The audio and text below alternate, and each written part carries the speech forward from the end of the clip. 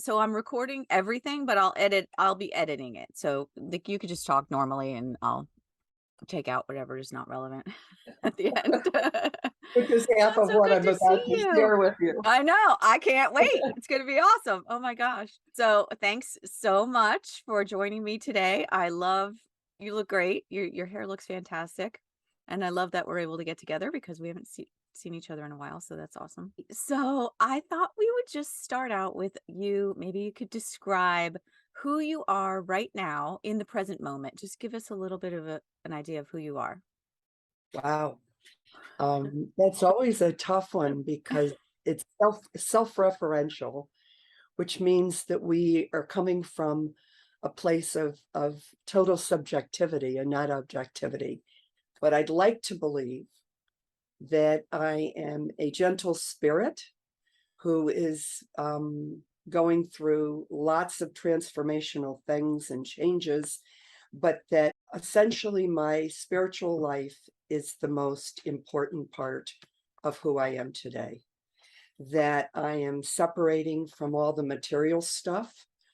I'm trying to stay in the present moment and know that I have all that I need, that I am safe, that I am grounded, and that all of this is inner work and not based on circumstances and what's going on around me circumstantially. It's taken a long time to even understand that's a possibility, but that's what's going on for me in my life now. Well, it sounds like and I know you're in such a place of peace. And so it's going to be very interesting to go back to the very beginnings of your life to determine what it is that you've done that has been able to bring you to this place, which is so positive and such a place of light. So that'll be interesting. What is interesting is that I perceive myself to have had a fairly dysfunctional childhood. I had a father who had a lot of mental issues that impacted the relationship with my mother. So I never had role modeling um, for couples in my life the way that I would have liked, because my mother was constantly trying to manage my father and had a second job in order to make ends meet and stuff. So I came from a place of a kind of a disconnect to who I was, because as a child, I understood certain things, but I couldn't reconcile them in my family situation. And I was also raised partially with a family that was fairly prejudiced and had a lot of built-in prejudice. And I never understood that, even as a child. I had an awareness that this was wrong, that there was something not right. So it's taken me all these years, of course, an entire lifetime, to reconcile those kinds of things. But I also believe I had a spiritual proclivity to seeking truth. And whether it's been through Christianity I was raised in, which was being an Episcopalian, to my conversion to Judaism and studying Kabbalah, Jewish mysticism, that I've really understood that I was on the right path from the very beginning. I just never had the context in which I was living to reconcile that. And it's really been in the last decade, probably through the loss of my husband 8.5 years ago, where I was really truly alone again, where I was able to dig deep and say, I have all that I need spiritually. And the rest is just icing on the cake. That your spiritual progress is an inside job. It has nothing Hmm. to do with your circumstances or how Yeah. much you have or where you live or how you live. It's about the blessings of knowing you have enough and Yep. being okay with that. I think what strikes me is it seems like the story you're about to tell is really epitomizing the whole nature versus nurture argument that you, even as a child, you felt that you had some internal processes that didn't sort of match up with what was going on in your environment. So let's go back. Tell us where you were born, and we'll start from there. Well, I'm a Washington, D.C. baby at a time where my mom claims I was almost born in the stadium during a baseball game in July. And I was raised in Washington and Bethesda and Rockville, Maryland until I was 18. My life changed dramatically when I went away from that area to Syracuse University. It was almost as if that life stopped and another life began. So how old were you when you moved? At 5 years old, my mother and father moved out. My brother was born and they moved out of Washington to Rockville, Maryland, Okay. where I spent most of my life. Although I think in ninth grade, we moved to Bethesda. So So, you were a only child until you were 5. right, What right. are your memories from that time, from the 0 to 5? Um, I actually have fairly good memories. Uh, I believe that both of my parents loved me, but they didn't have a relationship. So I was loved separately by both of them. I had more of a natural relationship with my father. And unfortunately, he was 43 with his first and only heart attack. Mm, And I was just 1 year into Syracuse. So mm. I lost him at, I think I was 19. And that was a big change in my life because my mom became literally my child. I Yeah, the one that kind of took over the the parental caretaker. role. So from the time you were when you were very little, though, you had nurturing parents, but they seemed to approach it individually. So what did your mom do? I came home one day in fourth grade at about 3:30, and my mother was ironing a nurse's uniform. And I said, Mom, what are you doing? I had no idea that my mom was working at the NIH from 11 to 7 at night. She would come home, she would make Wow. us breakfast before we went to school, and then she would sleep until 3:30 until we got off the bus. And then she would go to work at 11 at night to 7 in the morning. And I Wow. had that was not a piece of information that she had shared. And inadvertently, I discovered that she was ironing her uniform. And I said, So what's this about, Mom? And she told me. So I didn't realize what a struggle financially there was in my life for her to meet ends with what my dad did. He sold life insurance, and so it was just really interesting that that was a fluke that I Wow. ran into. And And had she been doing that the whole time? yeah, she had been doing that for many years, Wow. and she was one of the special duty nurses, interestingly enough, that was the special duty nurse in the first separation of Siamese twins. And Wow. I remember once I discovered that, she told me stories of how these two twins, Siamese twins, were joined at the head, at the forehead, and how she would have to turn them, but they always had to be swaddled on their side because one would be face down if they were put Mm. face down. So it was very interesting, but I had no idea at all that my mom had that kind of thing. And I actually forgive her now for a lot of the distance that I felt from her. I felt that she probably just had a really rough around the edges life with my dad. She was actually, a healer. She was a nurse, Yes. but you didn't feel that in the home. I felt that she loved me, and I remember feeling that when I was really little, that she would read stories to me and rock me.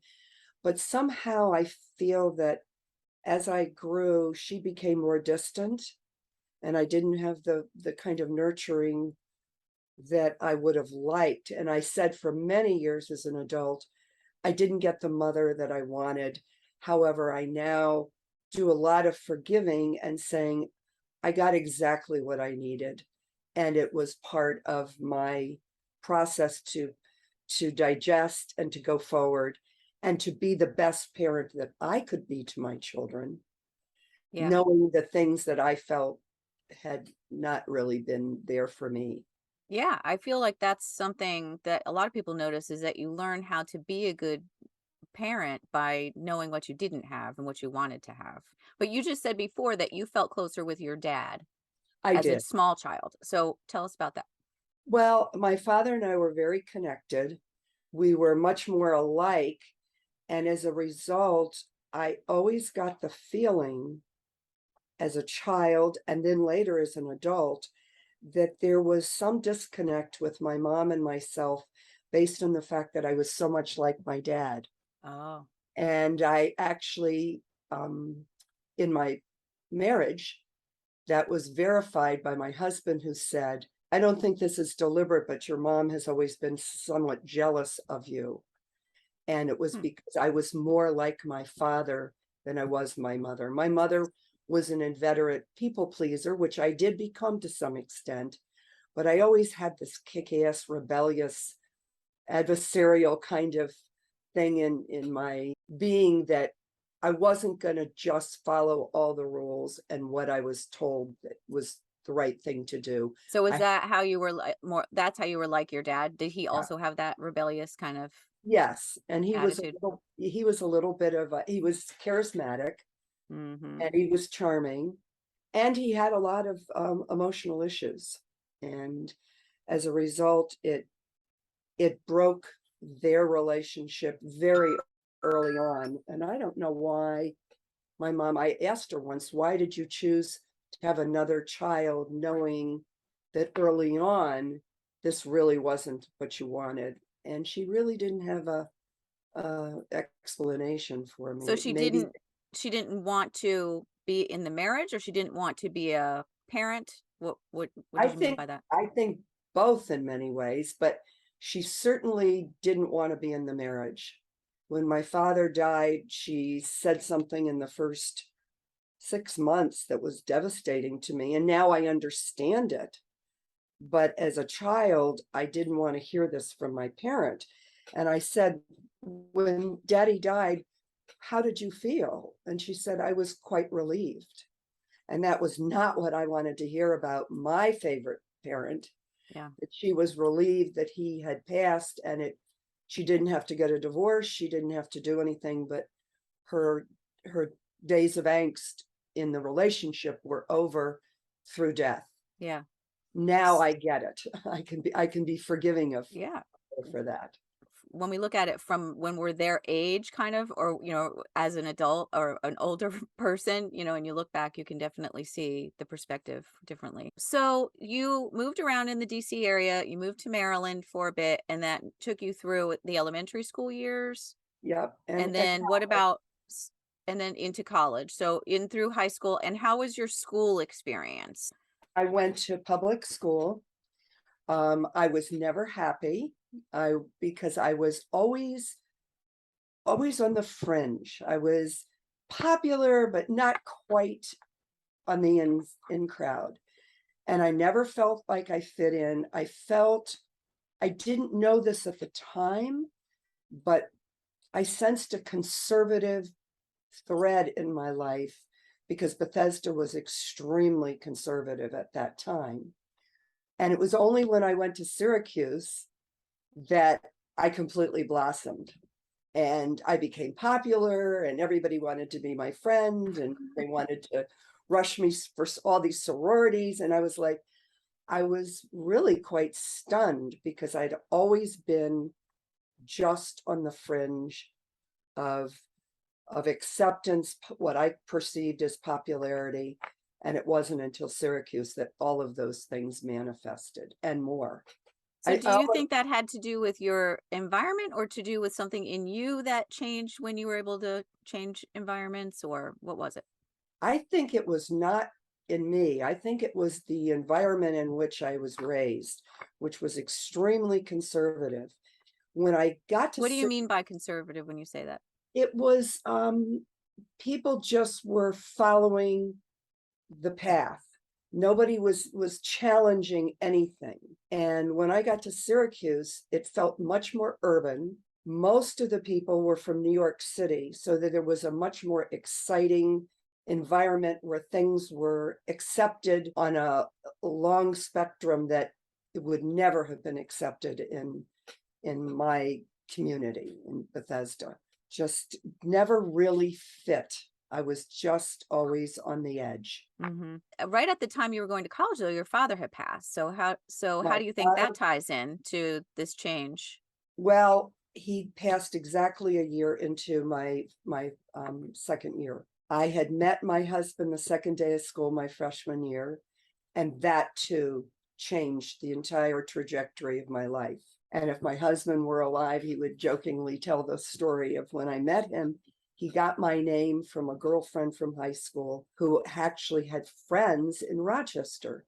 And when she met him, she actually made out with him on a golf course and then told him, "Oh, yes, I have a friend going to Syracuse," and gave him my name. He inadvertently called me the second day of school my freshman year, and I had remembered vaguely something about, oh, yeah, Susan probably gave this guy my name, but it turns out it was kind of love at first sight for both of us. And the rest is history because I spent 51 years of my life with him and have no regrets. He was a great partner, a great husband, good father.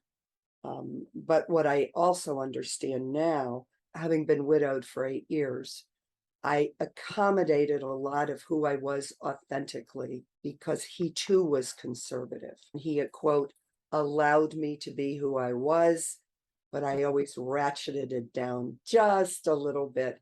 And it was only in my travels and only when I was going somewhere, either doing workshop or something, that I truly felt that I was full on who I was. So, just to clarify, so up until into your college years, you went by a different name than what you're going by now. Can you talk about that? Yes. Um, my mother called me Susan Catherine Tipton. And I don't know why she ever gave me a middle name of Catherine, because all the teachers would call me Susan for the first 5 months of school. And they nicknamed me Kathy, and I then became Kate or Katie at Syracuse University because Kathy just didn't feel like I resonated with that. Hmm. So I became Kate Tipton or Katie Tipton in college. And I changed it to Kate. I shortened it maybe about a decade ago. So I still have people that call me Katie, but I feel like it was an immature name for somebody who was coming into their own spiritual power. Hmm. And I shortened it to Kate, feeling that that was like a more appropriate thing. I love that. I So, love that. That you've evolved. Everything has evolved, including your identity and your label for yourself. yeah. That's very cool. All right, so let's think about the college years. So I know you probably had some very interesting experiences there at Syracuse. Do you want to tell us what stands out? Well, What things happened? I think that what was exciting for me was I was in an environment that felt like there were endless possibilities. I never felt that in my own hometown. I felt that everything was very constricted and you had to follow a role, if you will. Hmm. And Syracuse, because of the urban population, especially from New York, felt so exciting. I was in school with Betsy Johnson. I was in school with people that were just doing some really exciting things. And I feel like that gave me the possibility that anything really can happen. I also was friends with and my husband and I lived with Stevie Rubell, who started Studio 54. So I had a whole level of excitement and unbelievable possibilities that unfolded because of that relationship. Ian Schrager and Stevie were also fraternity brothers of my husband's. And I lived with Stevie in the last year that I was in school. My husband was in grad school, and Stevie and he and I lived together. So it gave me a whole different window to the world. And then I began doing a lot of traveling to New York, which is a whole different level of functioning and again, possibilities in the universe. So you went through school, and then when did you get married? I got married in 1969, August 1969. How long have you been out of college by then? I had been out a year. However, I had gone to Europe after graduation from Syracuse Mm-hmm. and met a man on this 6 week or 8 week journey in Europe and Ah, fell in love with him. And even though my husband gave me an engagement ring when I came back, I wore it for a week and then went back to Switzerland and lived there for 10 months before I returned home. so you went to Europe, you met this other man, you came back, your husband proposed, and then you were in the process of making that decision, went Yes. back. And so how did that go over? He actually, well, it was pretty bizarre because we were separated and he realized that he had not manned up in a way, because even though he had gotten me a ring, there had not been any communication that this was going to go down. So that by the time I came back, I was kind of in love with this other man and I wanted to see how that would play out. So in March of 1969, my husband, who was in grad school, took a sabbatical and came to Europe and said, I'm going to take you to Italy. And we went to Italy and we reconciled. And that was the end of the relationship that really hadn't revealed itself to have any future anyway, because the man that I was involved with, we went to Bern, which is the capital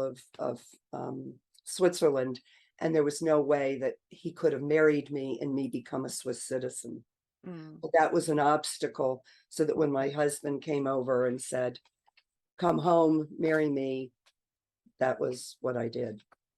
It sounds like a fairy tale. I mean, It having a was, man come get you, and you come literally come to get you in Europe and say, "Come home and marry me."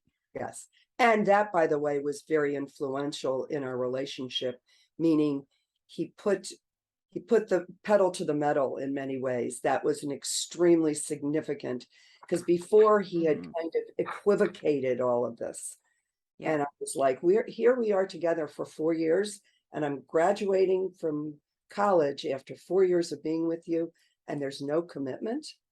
I also had a letter from a man that I had done some modeling for, and I had a letter to Eileen Ford, and that's what I had planned to do if I hadn't stayed in Switzerland. I had planned to go to New York, and I'm not regretful of that, by the way.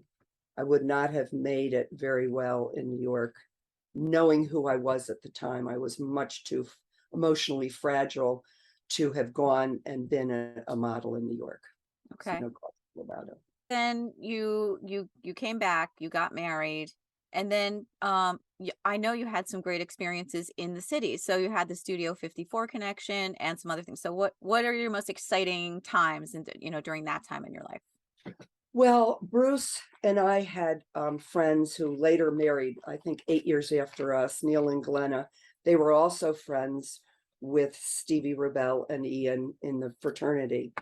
And we became very, very close to them. So we would visit them on their farm, which was outside New York City. I have to say that it was very exciting to visit New York and be at studio on the in crowd, because when we would show up, Stevie or Mark at the door would just say, come in, and people would like go, who are they?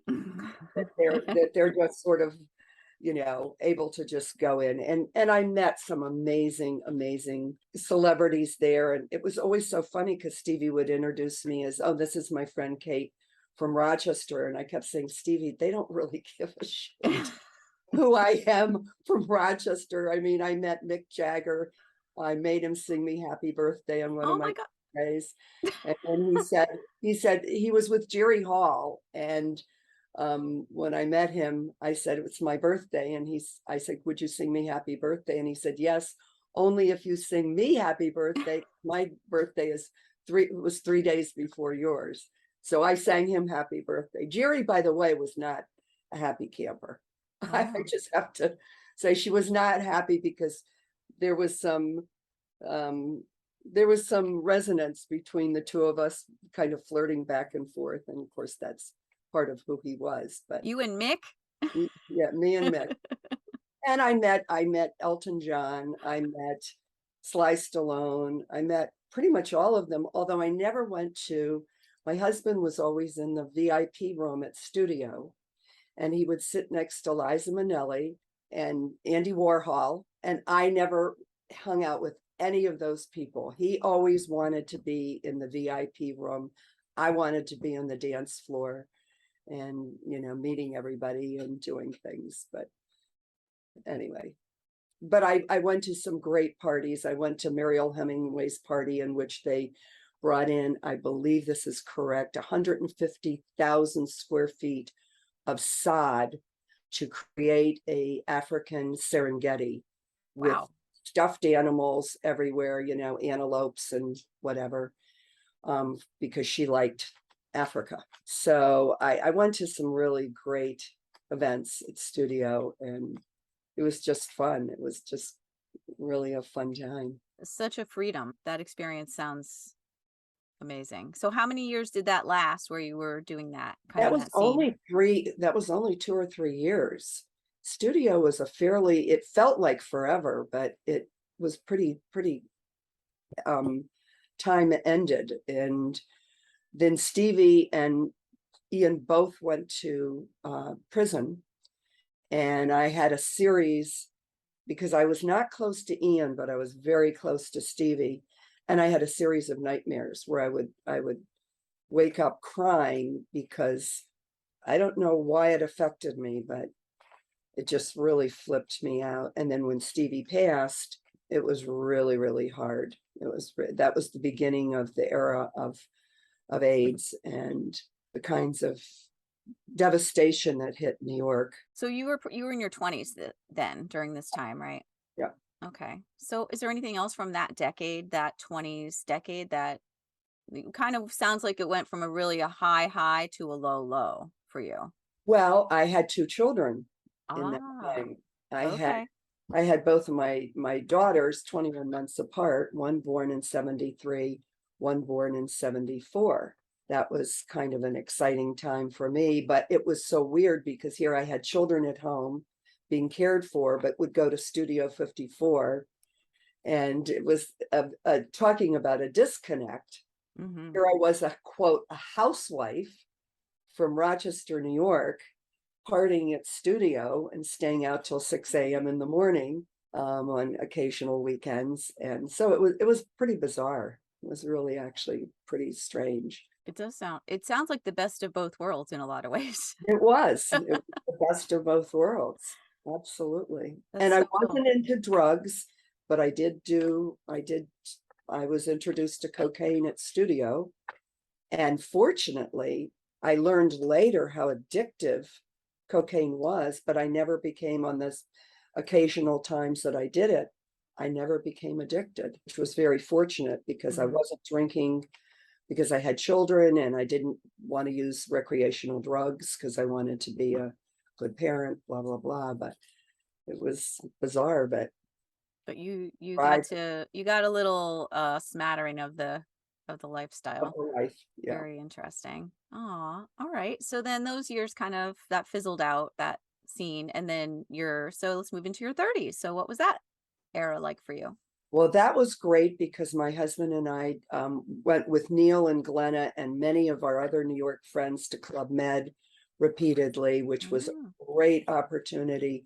for us to reconnect with each other, be together, be at a resort that was extremely, what's the word? Just very liberating, very freeing, and just amazing. And actually, my friend Glenna sent me recently a picture of myself and about 8 of us from New York City with many of the GMs from Club Med. And I'm dead center. My husband's in the background, interestingly, and I'm the only one that's topless. And I thought, isn't that interesting that even the Club Med staff is covered, and I'm the one that's standing there Front completely. and center, and I love that. That's definitely you. And that's me. And That's you. I didn't realize until I saw that picture that's been part of me for so long, that it's been such an integral part that I haven't either noticed it or accepted it or owned it. Mm, And now I mhm. totally own it. Yeah, So yeah. So the 30s is kind of that you're almost doing a little coming of age then. So somewhere along the line, you had a third child. I did in 84, or no, 83. She was born in 83. So 10 years after my oldest daughter. And that changed a lot because even though it was a third child, it was like a separate, she had siblings, but she was raised very, very differently. She was Mm, raised with more freedom. mm. She now claims that she was unsupervised, and she's having all these concerns about the lack of supervision. But I actually, at that time, hired a nanny. She was here 5 days a week, for 5 years, and I had somebody living in the house taking care of her as well. So she had more supervision than either of the other children. And it's so funny that she's considered now, feeling that she didn't get what she should have had in supervision, because in many ways she had more than one mom. She had multiple moms. Mm-hmm. But anyway, that she'll work on that, and hopefully I'll be there to mentor her through that process. And it's painful for her. It's Yep. very painful because this has all come up since she's had her own child. Mm-hmm. We grow, we go back to our childhood and we discover what the meaning of different things was and significance in our lives. It's pretty fascinating. It is. And it's the portal, hopefully, for us to become better parents, Mm-hmm. to recognize what we feel that we lacked, because we all feel we lack something. It's Right. sad to think about, but I don't know very many people that say, "Oh, I got everything that I needed as a child." I don't know anyone who says that. Mm. Everybody goes back to their childhood for Yep, their yep. stuff. And reclamation, and Yep. that's part of the process. Yeah. So you have 3 little kids. So then what are you doing in your life now? In your 30s and 40s? What are you doing in your life?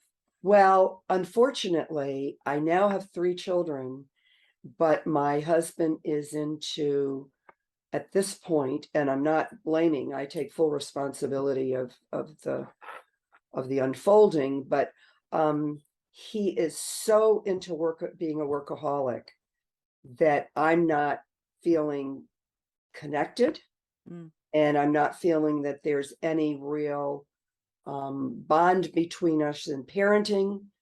And I had a dear friend at the time, it was a massage therapist. We were very, very close friends. And I made the decision to have very short but very intense an affair with him from 88 for 3 months. And it was brutal, because once we had become intimate, he changed remarkably. Like, when I say remarkably, it was almost like he had 2 personalities. hmm. We were really good friends. There were boundaries. Everything seemed to be okay. The minute I crossed those boundaries and he crossed them, he became extremely jealous, proprietary towards me. And it turns out a very, very bad unfolding in that he just literally lost it. He became almost psychotic. He became abusive, physically abusive. It's interesting because I just recently called him. I hadn't talked to him in 32 years. And I Wow. called him because I had wanted to get some closure on some things. Mm. And the first thing he said was, "Is are you going to lambaste me or something?" And I thought, well, isn't that an interesting response after not talking to somebody for 32 years? And I said, no, not at all. I just wanted to ask you some questions. I wanted to get some closure. And Mhm. he said, well, he said, I just got out of the hospital. I've been diagnosed with a brain tumor. Oh, And I said, well, look, why don't we do this? Why don't you call me at your convenience whenever? And obviously, will not ever pursue any questioning on that level because that's the closure. yeah. And I realized that sometimes closure means different things, and Mhm. this is the closure. Oh, how brave of you to do that. I mean, Well, I did that with a couple of my relationships, and I thought, I want to get some semblance of clarity about things that have happened in my life. And I wanted the clarity and the closure with this man, and just know that there's not going to be that closure. It's it'll okay. take a different form. It takes a different form. It's just an acceptance and a kindness that the kinds of questions I would have asked him would have been, I think, sensitive enough for him that it would have caused some angst. Mhm. I don't want to do that. Do no harm. Yeah. I don't want to see anybody suffer. And if So he's not to traumatize someone else in the name of trying to fix your own trauma exactly. is the I mean, that's such a selfless way of looking at it. Well, it turns out it was kind of initiated by the first relationship I had um, when my husband died was in 2017 with a man who I'd been friends with for 3 years. He was very toxic. The relationship was toxic. I started to take care of him as a kind of as a nurse when he had a major car accident. And it turns out that we were sort of together, if you will, in this very bizarre toxic relationship.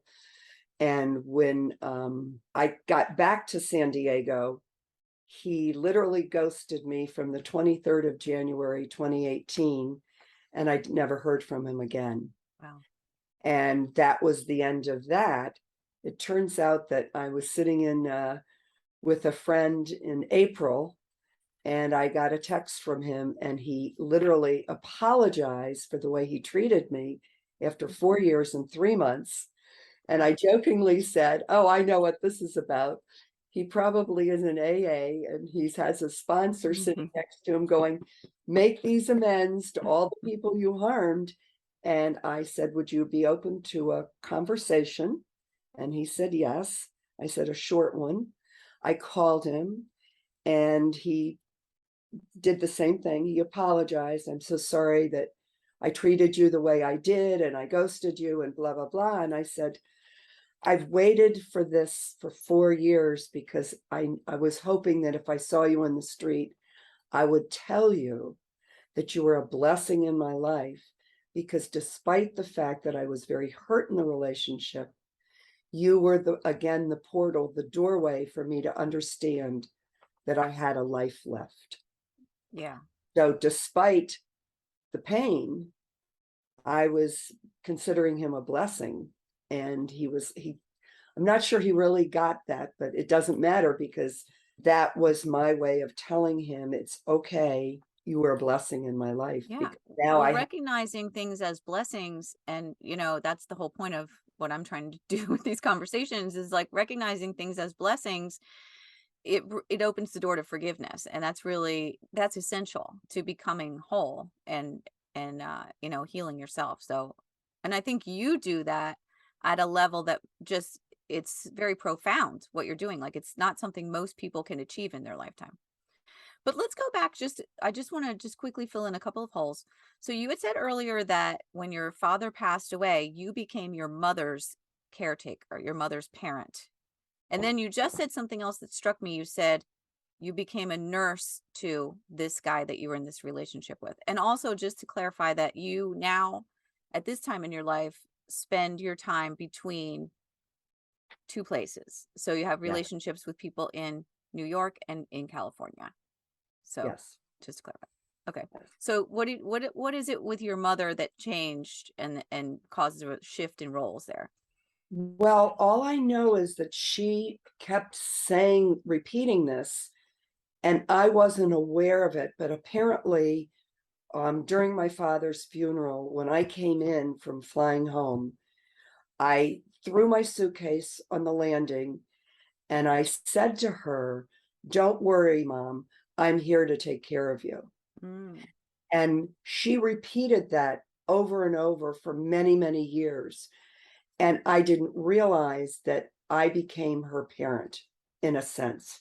She was devastated. I don't even know that I knew what I was saying when I said, "I'm here to take care of you." I just wanted to provide some comfort, but I then became the parent in that I was the mother. She was no longer the mother. She was mother to my brother, but my brother even claims that she's kind of shut down, and she would ask him to do things like she would come home from work and she would say to my brother, "Would you please massage my back and stuff?" And that's what he would do. The two of us took roles of comforting her, where I now believe that that's not an appropriate role for a child to have. But you were in school though, and you I came was back, in but you didn't school, stay. You lived with her only, but only by extension because you were at school. right, And although you I never. was home for summers. Okay. So you came home for summers, but your brother was living there. How Your brother is how much younger than you?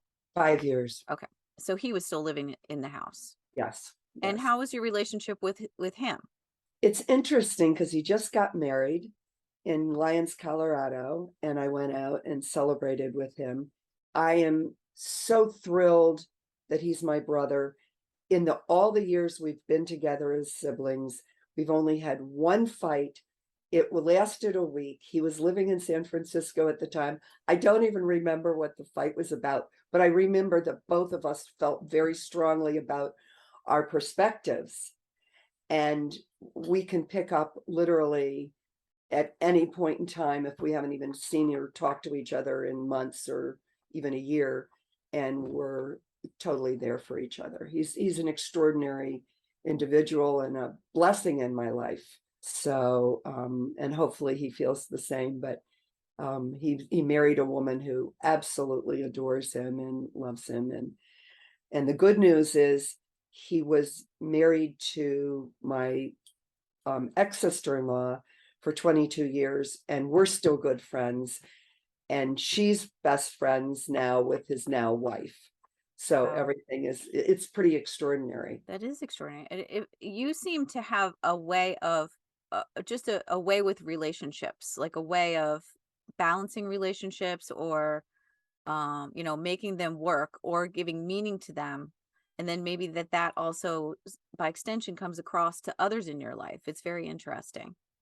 Interesting. I'll have to think about that. That is interesting. In your later life, you had, let's say, in your 50s and 60s, what was that time like? And then leading up to when your husband Bruce passed away. Well, it's interesting because both my husband and I think had our typical midlife crises. Mm. We were both in midlife. And in 1999, I chose to go to Nepal and trek with a local adventure company. He chose to have a laser resurfacing of his face. And I have always laughed about that and actually mentioned it to him and said, "This is kind of a role reversal. This is like what the guy does. He goes to Nepal to trek, And the woman has, this laser resurfacing. And so we took very different paths, very different paths. And I look back and realize that he probably was ill at the time that this Oof. was happening. Yeah. 'Cause he did that in 2000, and in 2005 he had prostate cancer, very, very rapidly growing prostate cancer Mm. that was discovered because, and this was channeled, and I really wanna make sure people hear this, because when you get some kind of gut feeling, just pay attention. You may not even know what that's about. But on my birthday in 2005, I came downstairs. He said, "What are you going to do?" I said, "I'm going to go ride my mare all day for my birthday." And then somehow I said, "By the way, when was the last time you went to the doctors?" And he said, Mm. 3 or 4 years. And I looked at him and I said, "What are you thinking?" And within 1 week, he found out that he had prostate cancer. And I was then having a surprise birthday party for him 2.5 weeks later for his 60th in August, even though his birthday wasn't until November. But I knew that I would never get away with pulling off this surprise party during the month. So I just had it 3 months early, and he had a 4-4 on the Gleason, which is a determinant of how quickly the cancer's growing and the volume. So a 4-4 or an 8 out of 10 was a very rapidly growing cancer. And he probably had had that for many years before. And he had his prostate out. And then 9 years later, he got CLL and then passed. So my guess is the cancer cells from the prostate removal went to his blood. Mm. So for the last 15 years of his life, he really wasn't well.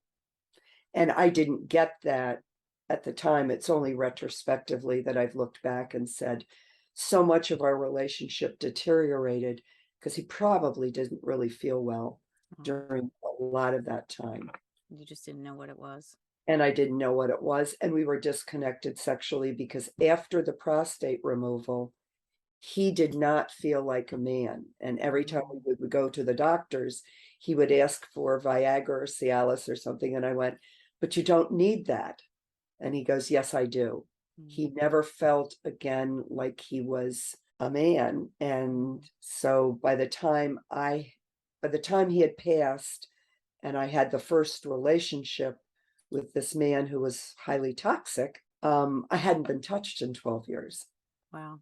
So I was ripe for a relationship, for being touched, even though it was toxic, and I knew in my head this was very, very wrong.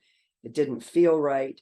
And to circle back, I became my own mother in taking Hmm. care of this man and the nurse. Yep. And and he literally was on his back for 8 weeks, and I took care of him. I brought food to him. I give him massages and whatever, and that's how that relationship started. Interesting. Yeah. Interesting. So what kinds of just to so we can understand like what kinds of roles you had professionally and your hobbies. I know you have a very vibrant life in that respect too. So just give us an idea of that. Thank you, because it has been vibrant, and I feel so blessed. I've had, I need people to understand, I've had, despite what might be perceived as dysfunction, tragedy, losing my father, they've all been part of who I am and a transformation that I wouldn't change any of it. I wouldn't have changed one single moment of my life. I When I retired, I'm a social worker by trade, did that for the first 4 years of my marriage, and then went back to grad school and wanted to get a degree, as a master's degree in social work. I completed that, but during that time, I said to one of my coworkers, at U of R, I said, I know that Ruth is moving her office. Could I help move?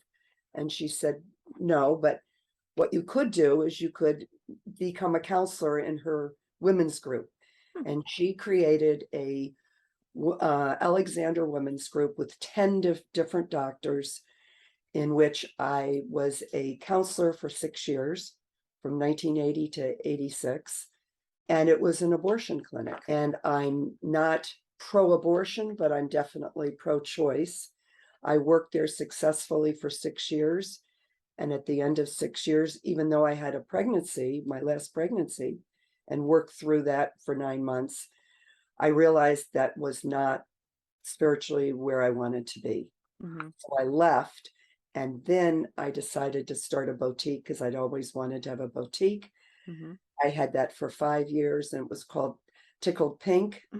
And then when I retired from that in 1993, I started doing creative writing and a lot of poetry. And that morphed into wanting to paint. And that morphed into wanting to do photography. So the last 25 years of my life, I've been a painter and a photographer.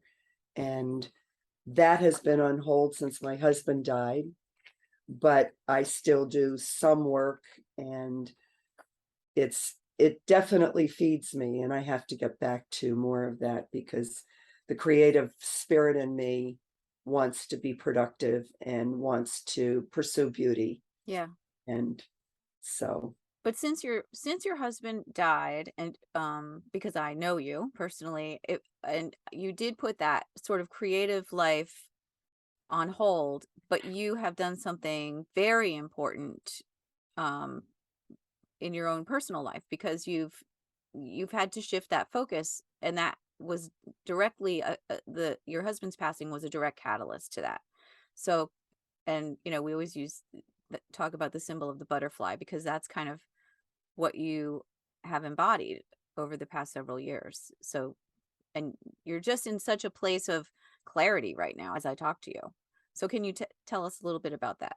well, the interesting thing is I'm in a relationship now that has been another portal for me because I recognize that I love being in love and I love loving. My brother asked me this 40 years ago. He said, what's your purpose in life?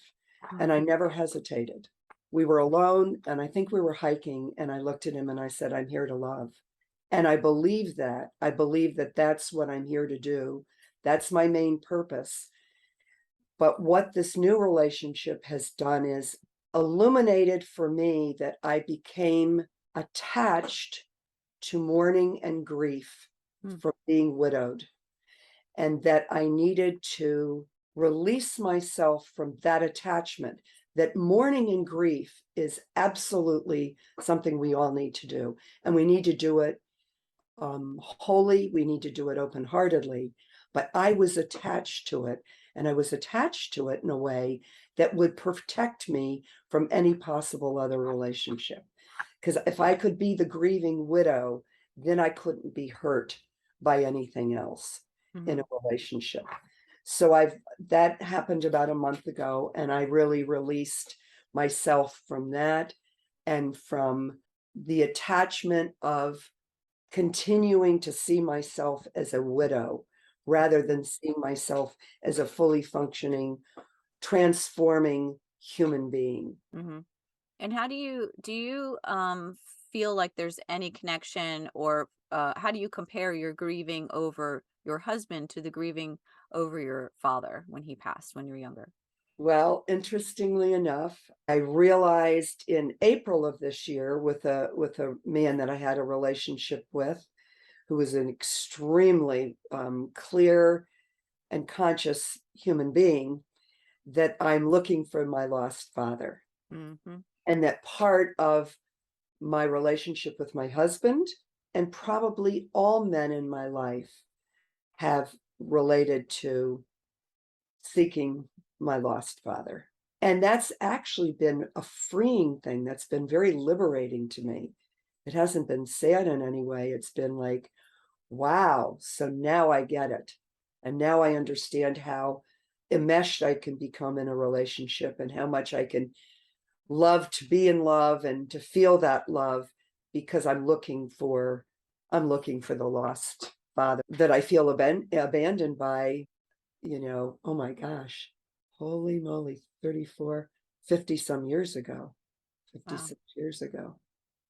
Yeah. So that's a definite thread and theme in my life, Mhm. which, if you have a recognition of that, is no longer a ghost anymore. It's a clarity about who you are and what you're doing and how you seek relationships and what you possibly can do or not do in them Yeah. to become transformed. Yeah. Because how old were you when you lost your husband? I was 68. But you since then have been able to being open to other relationships after you went through a period of mourning. I cried for 3 years. Yeah. And after that, I couldn't do it anymore. It was just so oppressive. And I jokingly say the only reason that I didn't pull the covers up over my head for 3 years is at that time I had 2 dogs, and Mhm. I had to get out of bed to take them to the curb. If Mhm. I hadn't had those dogs, it would have looked very, very different. I could have just slept in and pulled the covers up over my Wow. head and cried, but I didn't, and I went forth and I did the best I could. I would change things now looking back, but I did what I did and did the best I could. And then I had 3 relationships, the very toxic one. The next relationship was with a man that was just very sweet and very young, but it was very comforting to be with him and kind of be open to the possibilities. The rest is history. Well, I just, I think you just give us such a great example of how to use your life experience to inform your growth and to establish yourself with such confidence and open-mindedness, and just being like you really live in the present moment. You're very good at that. The mindfulness piece. I try. I try. One thing I do want to, I thought about what we might talk about. One thing I really want to make sure people understand is that I've been surrounded by very conscious, mindful people. Without that and that support system, I'm not sure I could have done what I've done.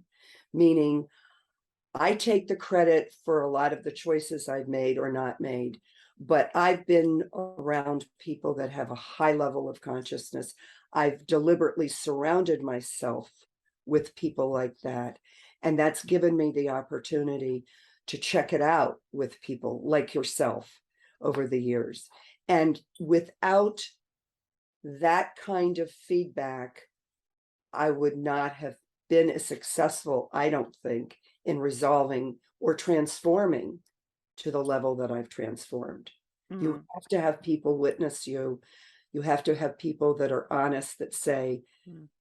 this doesn't ring true, or, oh, that really makes sense to me, or whatever it is. So it's not just the spiritual choices I've made in my yoga and morning practice and my Kabbalah, study of Kabbalah, and my spiritual path. It's to have people in my life that are clearly open to being conscious and being aware and honest with me and giving me feedback on this transformation. Yeah. Without it, I don't think you can do it. You can't do this in isolation. No, but you are, I mean, you and I have similar personalities in that way, that we have a sense of open-mindedness and an openness to introspection and metacognition, really considering the consciousness of not only our own consciousness, but that of other people. And a lot of people will shut down to that. So you surround yourself with people like that, but then there's a lot of people who would be like, if someone was really open and honest with them, they'd be kind of like, okay, they don't want that. So it really does inform growth and transformation. So, what would you say then are the biggest blessings of your life? The week that my husband died, and the black claws came off the mirrors because we set Shiva for him. I looked in the mirror and I said the following, and I, again, this was channeled. This was a divine revelation. This was not any level of consciousness on my part, really. It was divinity. And I said, I looked in the mirror and I said, no matter how painful this is, you will continue to live open-heartedly. Now, have I done that? Sometimes I think I do it, but sometimes I think I kind of shut down a little bit. But I have tried to live open-heartedly, meaning be aware and to be open to the gifts of the universe as best I can. However, there's always pain involved in living open-heartedly. And I knew that, and that's when I would say to my kids, I would rather experience pain and have the experience than not have had it at all. That's not full living. Fully living means life is messy, you bring it, and you just have to keep on trucking. Yep. I want to say hallelujah. That's, I mean, that's like, that's it. That is the greatest blessing, to recognize that living that with an open heart, comes with pain, but life doesn't happen to you. It happens for you. Exactly. And that is also then, sort of segues into the lessons. So what would you say are the biggest lessons of your life? And maybe it's both blessings and lessons. I think that I've been blessed with the courage and bravery to continue to live open-heartedly. I've always kind of lived like that, but now I'm committed to seeking truth, beauty, and goodness, meaning do no harm, but continue to live with such an open heart that even in resonating, you're sharing love. You Mhm, don't even have to tell a person, I love you, mhm. but your very presence with them is proof positive that that love is coming through, that you're witnessing them, that you don't need to fix anybody, you don't need to do anything, you just need to be there and be present and Yep. witness their life journey as well. Yeah. That love is a vibration. It doesn't have to be declared with Yeah, words necessarily. yeah. That's great. Yeah, I love that. And you can feel it, you know, you can feel it. I feel the love. So you talked about your blessings, your lessons. We heard about your purpose. And I love that your purpose is to love. And so what would you say, how would you look back at your whole life and determine the meaning? Maybe there's more than one thing. Mm, that's a great What's been question. the meaning of your life? I have to kind of circle back to spirit and know that we each come into this life with such a beautifully pure spirit that Mm, if we can unlayer all the stuff mm, from the roles and the social structures around us and allow our spirits to be fully free and authentically who they are, then that's the greatest gift. And mhm. hopefully the last breath I take will be a flash of light and just knowing that the revelation of my divine spirit is the most significant thing that I can do, is to reveal that, and hopefully through love and witnessing and sharing my open-heartedness. Well, I think anybody who has the privilege of knowing you personally or meeting you, even just meeting you, people feel that, because I know, because we're friends, I've been with you, in the line at a grocery store, and you just start talking to people, and they just, they light up, and you have a way. You have a way. So it's beautiful. It's beautiful. So it's my honor to be your friend, and also just thank you for sharing all of this, because I think you bring so much value to the world, and the things that you say and the things that you have to share and your experiences help, people will relate to that, they'll connect, and then they can, your mission of sharing the love is Mm. extended, amplified into the world. And so thank you for that. Thank That's you for beautiful. having me. It's Thank you. beautiful. And I Yeah. honor and bless you, and I love your creative spirit in doing this. This is a beautiful revelation of your divine self in a creative way. Yeah, it's fun. And I think one thing I want to say is because the reason why we're friends, and we've been friends for probably what, almost, well, like 15, 15 16 years. Yeah. years. Yeah. And the reason why we're friends is because it's that thing when you meet somebody and you click and there's an energy there. And we do this, this happens to us, and then, if you don't act on it, you're missing out on a really wonderful connection and a great relationship. But we were in a photography class together, and we just were like, "Oh," I was like, "Oh, I wanna be friends with that woman. I wanna go sit next to her." And that's it. And you're such a generous spirit, and then just we just became I mean, almost like we were like besties Yes. right Yeah. from the start. So, Yeah. We were. so if you feel that connection, this is what my message is like. If you meet somebody and you feel that spark, you gotta go for it. See what's there, because it could be something really amazing. Which is what our friendship is. So It is it's very amazing. cool. So good. All right. Well, thank you. This has Thank been you. so great.